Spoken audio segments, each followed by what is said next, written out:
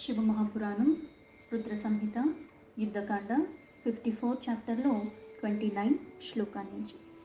ఎప్పుడైతే బాణాసురుడు బదులుగా ఆ పరమేశ్వరుడే వచ్చి తన రక్షణగా ఉన్నాడు కాబట్టి భక్త వాత్సల్యంతో తాను యుద్ధానికి సిద్ధపడ్డాడు. అలాగే కృష్ణుడు యొక్క మనవణ్ణి అపహరించి తీసుకొచ్చిన కారణంగా కృష్ణుడేమో తన సైన్యంతో తీసుకుని అక్కడికి యుద్ధానికి వచ్చాడు. ఇప్పుడు కృష్ణుడికి ఆ పరమేశ్వరుడికి జరుగుతున్న యుద్ధం. ఇద్దరు కూడా శీతల అస్త్రాన్ని అలాగే జర అస్త్రాన్ని ప్రయోగించటం, ఆ రెండు పరస్పరం ఢీకున్నాయి. ఆ పరస్పరం ఢీకుని వైష్ణవోత సమాక్రందన్ మాహేశ్వర బలార్ధిత అలబ్ధావా అభయమన్యంత్ర తుష్టావా వృషభధ్వజం. విష్ణువు ఏదైతే శీతలస్త్రాన్ని ప్రయోగించాడో, శివ ప్రయోగించిన జ్వరాస్త్రంతో పీడింపబడి దానికి దిక్కు తోచని స్థితిలో ఉన్నది. ఆ పీడకి తట్టుకోలేకపోయింది. ఇప్పుడు నాకెవరు రక్షణగా కల్పిస్తారు అని అది మళ్ళీ ఆ పరమేశ్వరైన ఆ శివుణ్ణే స్తుతించింది. ఇంకా నాకు దిక్కు ఆయనే అన్న భావనతో అథ ప్రసన్నో భగవాన్ విష్ణు జ్వరానుతో హరః విష్ణు శీతజ్వరం ప్రాహ శరణాగత వత్సలః. విష్ణు ద్వారా ఏదైతే శీతల జ్వర అస్త్రాన్ని ప్రయోగించాడో కృష్ణుడు, అది మళ్ళీ పరమేశ్వరుని ఎప్పుడైతే శరణు వేడుకుందో వాత్సల్యంతో సదాశివ కూడా ప్రసన్నుడయ్యి దానికి మళ్ళీ ఇలా సమాధానం చెప్తున్నాడు. మహేశ్వర ఉవాచ శీతజ్వర ప్రసన్నోహం వేతూతే మజజ్వర భయం యోనో స్మరతి సంవాదం తస్య నా స్యాయజ్వర భయం. మహేశ్వరుడు ఆ శీతలస్త్రంతో ఇలా చెప్తున్నాడు. ఓ శీతజ్వరాస్త్రమా, నువ్వేదైతే స్థుతి నాకు చేశావో దానికి నేను చాలా ప్రసన్నున్నయ్యాను. అందుకే ఏ అస్త్రాన్ని నేను ప్రయోగించడం ద్వారా బాధకి లోనై నన్ను రక్షణ వేడుకున్నావో దాని నుంచి నువ్వేమీ భయపడవు. పైగా ఈ నీది నాది యొక్క ఈ సంవాదం ఏదైతే మన ఇద్దరం మాట్లాడుకున్నది, నువ్వు నన్ను స్తుతించింది, ఇవి ఎవరైతే వింటున్నారో, ఎవరైతే దీన్ని స్మరిస్తున్నారో వాళ్ళకి కూడా జ్వరాలు ఇటువంటి వాటి నుంచి భయం ఉండదు స్మరించినంత మాత్రం చేత. సనత్కుమార ఉవాచ ఇత్యుక్తో రుద్రామాన్యం గతో నారాయణజ్వరః తం దృష్ట్వా చరితం కృష్ణో విసిస్మాయ భయాన్వితః. సనత్ కుమారుడు మళ్ళీ ఇలా చెప్తున్నారు. ఏదైతే శీతలాస్త్రం ఉన్నది మళ్ళీ పరమేశ్వరునే స్మృతించటం, ఆ స్థుతి కారణంగా ఆయన ప్రసన్నత చెంది మళ్ళీ దానికి ఎలా అయితే అభయాన్ని ఇవ్వటమే కాకుండా మళ్ళీ ఈ సంవాదాన్ని ఎవరైతే వింటున్నారో వాళ్ళకు కూడా జ్వరాలు ఇటువంటి భయాల నుంచి ముక్తి లభిస్తుంది అని చెప్పాడు. ఇతను ప్రయోగించిన అస్త్రము మళ్ళీ పరమేశ్వరుడికి నమస్కరించి అలా అక్కడి నుంచి వెళ్ళిపోవటం అన్ని గమనించి ఆశ్చర్యానికి లోనయ్యాడు కృష్ణుడు. స్కందః ప్రద్యుమ్న బాణేర్గేరద్యామనోతా కోపితః జఘానా శక్త్యా ప్రద్యుమ్నం దైత్య సంగత్యం వర్షణః. ఇదంతా చూస్తూ ఆ కృష్ణుడు అక్కడే ఆశ్చర్యానికి లోనయ్యాడంటే, ఇక్కడ ఈయన ప్రయోగించిన అస్త్రం ఆయన ప్రయోగించిన దానికి మళ్ళీ దానికి తట్టుకోలేక భయానికి లోబడటం ఏంటి, మళ్ళీ శరణ వేడుకోవటం, దానికి మళ్ళీ అభయాన్ని ఇవ్వటం, ఇవన్నీ చూసి ఆశ్చర్యానికి లోబడి అలా చూస్తూ ఉన్నాడు. అంతలో ప్రద్యుమ్నుడు బాణాసురుతో పీడింపబడుతూ ఇలా కోపానికి లోనయ్యి ఆ దైత్య సంఘ స్కంధుడు వీళ్ళందరూ కూడా ఆ శక్తితో మళ్ళీ ప్రద్యుమ్నుడిని ఇక్కడ మళ్ళీ యుద్ధం చెయ్యటం. ఎలా అయితే శివుడి పక్షంలో కొంతమంది ఉన్నారు, స్కందుడు వినాయకుడు వీళ్ళందరూ గణాలకు నాయకులందరూ కూడా శివపక్షంలో ఉన్నాడు, కృష్ణపక్షంలో ప్రద్యుమ్న వీళ్ళందరూ ఉన్నారు. అందుకని పరస్పరం యుద్ధం జరుగుతుంది, ఒకళ్ళతో ఒకళ్ళు పీడింపబడుతూ ఉన్నారు.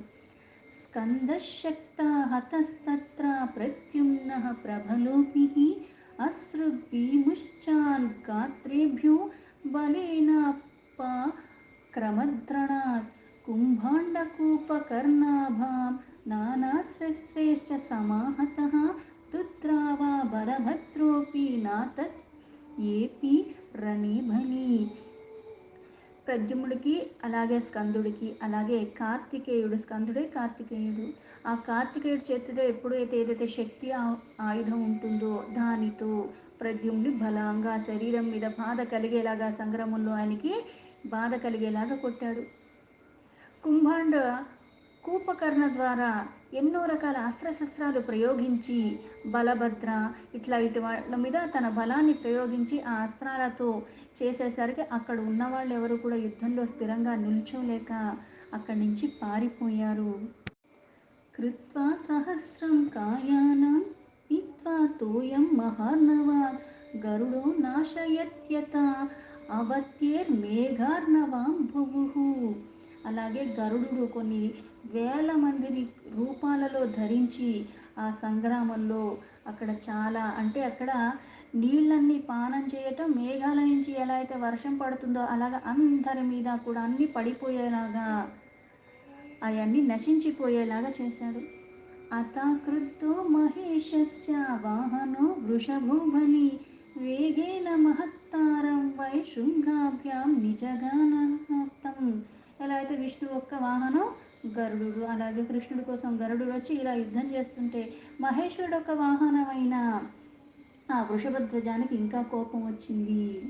ఆ వాహనానికి కోపంలో గరుడు మీద చాలా వేగంగా ఒక పెద్ద పర్వతాన్ని తీసి తన కొమ్ములతో దాడి చేస్తూ అతని మీద విసురుతున్నాడు. శృంగా గాత విశీర్ణాఘో గరుడో తీవ విస్మిత విదుద్రావారణతూర్ణ విహాయ చ జనార్దనం. అక్కడ చూస్తూ ఉంటే ఇక్కడ గరుడుడేమో పెద్ద శరీరాన్ని, ఇక్కడ ఈ యుద్ధం అంటే ఈ రెండు వాహనాలకి జరుగుతున్న యుద్ధంలో ఆశ్చర్యానికి లోనయ్యారు. పైగా ఇక్కడ రెండు వాహనాలు అలా చేస్తూ ఉంటే అక్కడ ఉన్న వాళ్ళందరూ కూడా భయానికి లోబడిపోయి ఆ యుద్ధ స్థలం నుంచి పారిపోతున్నారు. ఏవం జాతే చరిత్రే తు భగవానన్ దేవకీ సూత ఉవాచ సారథిం శీఘ్రం రుద్రతేజో అతి విస్మిత. ఇక్కడంతా జరిగేది చూసి దేవికి ఒక్క పుత్రుడైన శ్రీకృష్ణుడు ఆ శివ తేజస్సుకి ఆశ్చర్యానికి లోబవుతున్నాడు. అప్పుడు వెంటనే తన రథసారథితో ఇలా అంటున్నాడు కృష్ణుడు. శ్రీకృష్ణ ఉవాచ హే సూత శృణు మద్వాక్యం రథం మే వాహయద్రుతం మహాదేవ సమీపస్థో యథాస్యాం గదితుం వచః. కృష్ణుడు తన రథసారథితో ఇలా చెప్తున్నాడు, సూత నేను చెప్పే మాటలు జాగ్రత్తగా విను, మన రథాన్ని త్వరగా తీసుకెళ్ళి అక్కడ ఎక్కడైతే పరమేశ్వరుడు ఉన్నాడో ఆయనకి దగ్గరగా తీసుకెళ్ళు, నేను ఆయనతో కొన్ని మాట్లాడాలి అన్నాడు. సనత్కుమార ఉవాచ ఇత్యుక్తో హరినా సూతో దారుకః స్వగుణగ్రణిః ధృతం తం వాహయామాస రథం రుద్ర సమీపతః. సనత్ కుమార్ వారు మళ్ళీ ఇలా చెప్తున్నారు, ఎప్పుడైతే శ్రీకృష్ణుడు సారథిని ఆ పరమేశ్వరుడు ఒక సన్నిధికి తీసుకెళ్ళు, నేను ఆయనతో చెప్పవలసిన ముఖ్య విషయం ఒకటి ఉంది అన్నాడు. అదే ప్రకారంగా ఆయన ఆజ్ఞను అనుసరించి ఆ రథాన్ని వెంటనే ఆ మధ్యలోకి తీసుకెళ్ళిపోయి త్వరగా ఆ పరమేశ్వరు యొక్క సమీపానికి తీసుకెళ్ళి ఆపాడు సారథి. అథ విజ్ఞాపయామాస నతో భూత్వా కృతాంజలిః శ్రీకృష్ణ శంకరం భక్త్యా ప్రపన్నో భక్తవత్సలం. శరణాగతి అన్న వాళ్ళకి పరమాత్మ ఎలా అయితే భక్తవాత్సల్యంతో అన్ని కరుణిచ్చేస్తూ ఉంటాడో, అన్ని తొలగిచ్చేస్తూ ఉంటాడో, శ్రీకృష్ణుడు కూడా ఇక్కడ శరణాగతిగా చేతులు జోడించి భక్తవాత్సల్యంతో పరమేశ్వరుడు దేనికైనా సరే ప్రార్థిస్తే అన్నీ సులభం అయిపోతాయి. అందుకు నా పరమేశ్వరుడితో ఇలాగ భక్తిపూర్వకంగా ప్రార్థనతో మళ్ళీ అడుగుతున్నాడు. ఇక్కడ పరమేశ్వరుడు ఎక్కువ కాబట్టి ఈయన ప్రార్థించి ఈయన అడుగుతున్నాడు, ఆయన మళ్ళీ దానికి అనుగ్రహిస్తున్నాడన్న భావంలో తీసుకోకూడదు. తనకి తానే చేసుకుంటున్నది ఇక్కడ ఎక్కువ కాదు, ఇది తక్కువ కూడా కాదు. లీలలు చేస్తున్నాడు, ఒకటి ఎక్కువగా ఒకటి తక్కువగా, ఒకటి హెచ్చైనట్టు ఒకటి తగ్గినట్టు కనిపిస్తూ ఉంటుంది, కానీ అక్కడ వాస్తవానికి మార్పులు చేర్పులు లేకుండా సర్వ అవస్థల్లో సర్వవ్యాపిగా ఉన్న పరమాత్మ ఎప్పుడు ఉన్నవాడు ఒక్కడే, అనేకమవుతున్నాడు, వ్యక్తమవుతున్నాడు, అవ్యక్తంలోకి మళ్ళీ వెళ్ళిపోతూ ఉన్నట్టుగా అన్నిటికీ పరంగా ఉన్నవాడే పరమాత్మ.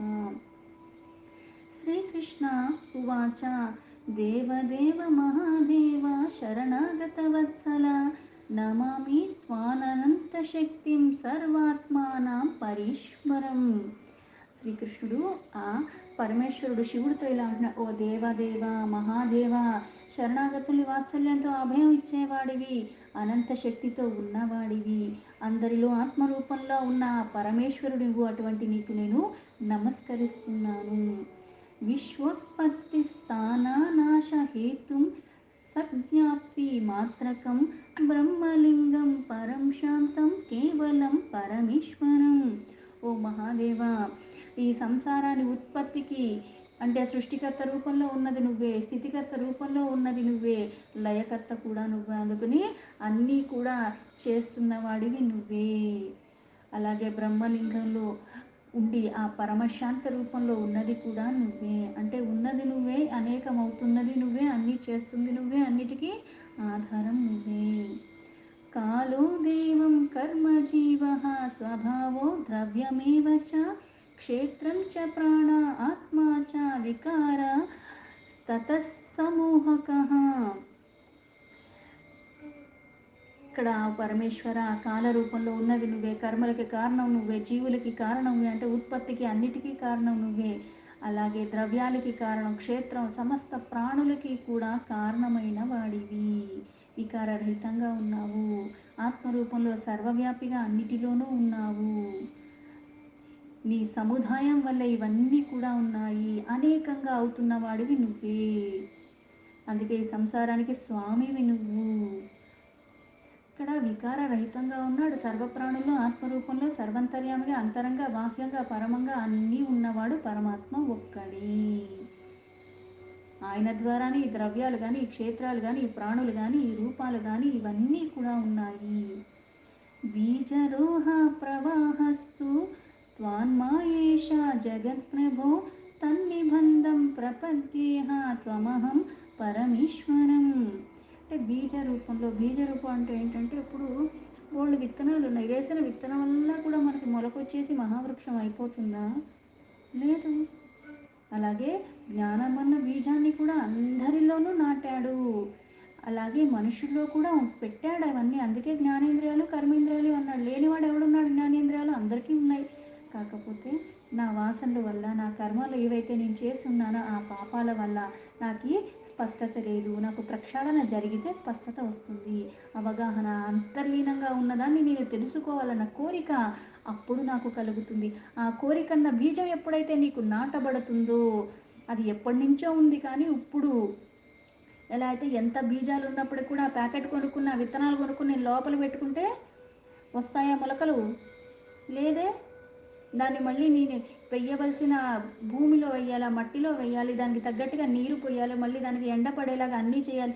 అన్నీ చేసినంత మాత్రాన కూడా సకాలంగా నీళ్లు అంత జాగ్రత్తగా నేను చూసుకున్నంత మాత్రాన అన్నీ మొలకలెత్తుతాయి. ఎలా అయితే మనకి వేప చెట్టుకు కానీ, మామిడి చెట్టుకు కానీ పూత బాగా వస్తుంది, పూసిన ఈ పూత కూడా పండైపోతుందా? పండేదాకా ఉంటుందా అంటే లేదే. కానీ మళ్ళీ మూలం ఒకటి ఉంది. ఎలా అయితే ఇంతమంది జన్మలు తీసుకున్న అందరి జన్మలు సార్థకం అయిపోతున్నాయా? అందరం పరమాత్మ దగ్గర నుంచే వచ్చాము, పరమాత్మలోనే పోషింపబడుతున్నాం, మళ్ళీ అక్కడికే వెళ్ళిపోతాం. కానీ పరమ పదానికి మనం వెళ్ళట్లే, ఐక్యం అన్నది ఆ పరమాత్మలోకి మనం అవ్వట్లా. ఎందుకు? బీజాలు ఉన్నప్పటికీ కూడా దాన్ని ఎలా అయితే సకాలంలో అన్ని జాగ్రత్తలు తీసుకుంటే దానికి మొలకొచ్చేలాగా చూసుకోవటం. అంటే ఏవైతే అజ్ఞానం అన్న అంధకారాన్ని తొలగించుకుని నేను జ్ఞానమయమైన ఆ బీజాన్ని వికసనకి నేను సాధనని ఉపయోగించాలి. అందుకే బీజరహితంగా అన్నిటా ఉన్నది నువ్వే. ఆ ప్రవాహ రూపంలో ఉన్నావు నువ్వు. మాయ తెలుసుకోవటం సాధ్యం కానివాడివి. అందుకే బంధనాలు అందరూ ఉంటారు, ఎందుకంటే మాయకి లోబడి ఉన్నావు. కానీ నువ్వు బంధనాల రహితంగా ఉన్నావు. అందుకు నేను నీ శరణాగతిలోకి వచ్చాను, నిన్నే నేను శరణు వేడుకుంటున్నాను పరమేశ్వర అని. నానా భావేర్లీలయేవా స్వాకృతేర్నిర్జరాధికాన్ నూనం బిభర్షి లోకేషు హంస్యున్మార్గాన్ స్వభావతః. లోకాలకే ఈశ్వరుడు, సర్వానికి ఆధారమైన వాడివి. నీ ద్వారా ఇట్లా ఈ వివిధమైన భావనలు, లీలలు ఇవన్నీ కూడా జరుగుతున్నాయి. అలాగే అందరికీ ఆది అయిన వాడివి, పోషణ చేస్తున్న వాడివి. అలాగే ఇక్కడ స్వభావం బట్టి కొంతమంది ధర్మపరంగా చేస్తారు, కొంతమంది అధర్మంగా చేస్తారు. అధర్మం పెరిగిపోయినప్పుడు కూడా దాన్ని ఏం చేస్తాడు? మూలాల నుంచి తొలగించి మళ్ళీ అది తెలుసుకునేలాగా మళ్ళీ ఆ స్వభావాన్ని నశింపచేసుకుని మళ్ళీ సరైన మార్గంలో వెళ్ళేలాగా కూడా అనుగ్రహం ఇచ్చేది పరమాత్మ. త్వం హి బ్రహ్మ పరం జ్యోతిర్గూఢం బ్రహ్మణి వాడ్మయే యం పశ్యంత్యా యమలాత్ మానమాకాశమివ కేవలం. నువ్వే బ్రహ్మవి. ఎందుకంటే సృష్టికర్త నువ్వు అన్నాడు. అంటే బ్రహ్మ రూపంలో ఉన్నది ఎవరు? ఆ పరమాత్మ.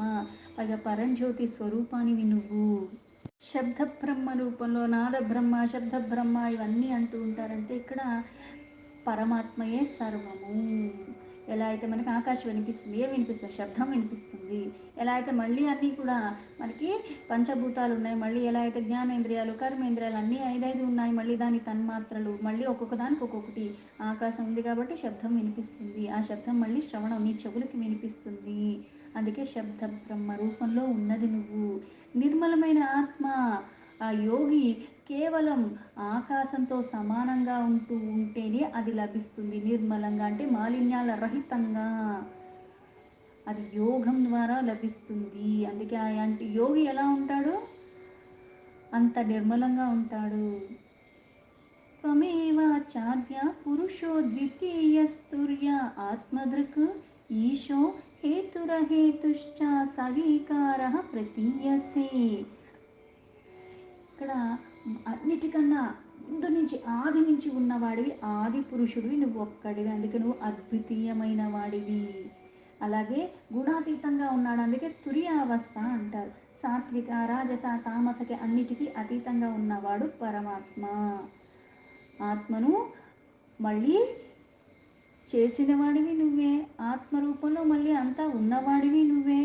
అందుకే నువ్వే అన్నిటికీ హేతు, అన్నిటికీ కారణమైన వాడివి, ఈశ్వరుడివి, అధికారం కలిగి ఉన్నవాడివి, అన్నిటికీ ఆధారంగా నిలబడి ఉన్నవాడివి. అన్నీ నీ వల్లే అలా ఉన్నాయి. ఆ గతి స్థితి కల్పిస్తున్నవాడివి. అంటే అన్నిటిలో సర్వవ్యాపిగా ఉన్న అంతా అంతర్లీనంగా ఉన్నప్పటికీ కూడా మళ్ళీ ఈ వికారాలు కానీ ఈ వాసనలు ఏవి కూడా మళ్ళీ ఆత్మకి అంటట్లేదు. పరమాత్మ ఎలా అయితే నిత్యుడై సత్యుడై శుద్ధంగా ఉన్నాడు, శుద్ధంగానే ఉంటాడు, ఉంటూనే ఉంటాడు. అందుకే నువ్వు వికారాలకి అతీతంగా ఉన్నావు. అలాగే భక్తుల పట్ల వాత్సల్యంతో ఉన్నావు. ఎక్కడ చూసినా సరే నీది కానిది, నువ్వు లేనిది సృష్టిలో ఏదీ లేదు. ఆత్మనే చూస్తున్నావు, ఆత్మలానే మళ్ళీ గోచరింపబడతావు.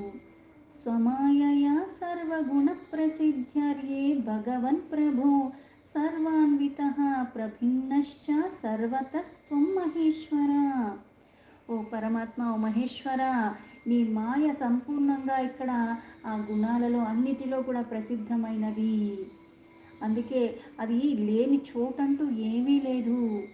అయినప్పటికీ నువ్వు అంతటా అన్నిటిలో ఎప్పుడూ ఉంటున్నా కానీ మళ్ళీ అన్నిటికన్నా విభిన్నంగా ఉంటావు.